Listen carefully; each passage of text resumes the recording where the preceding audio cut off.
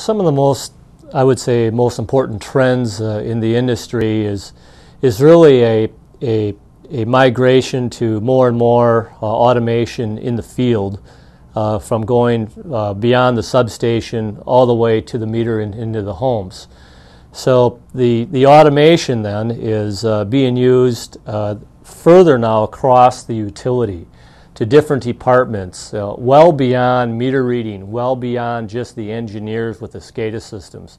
So more of a cross-pollination of the data coming from the automation programs in the field. On the mobile side, it really serves two primary focuses. One is voice, mobile voice communications. We think it's always going to be there at electric utility, and it truly is as mission critical as there is in an application.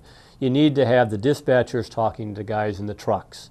It becomes especially important when there's an outage situation. And some of that technology is under change, but most of it, the preference is to have licensed infrastructure that is owned and maintained by the utility.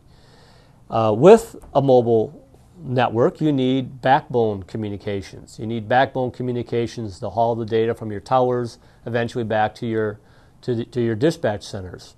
And therefore, it's typically microwave or wireless or higher speed broadband technology.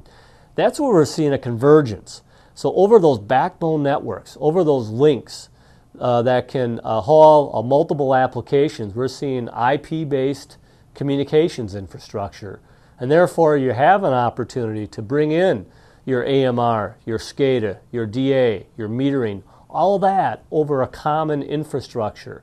And that's kind of the way to make the 1 + 1 = 6, is a way to kind of bring together the media, bring together the applications over the common media.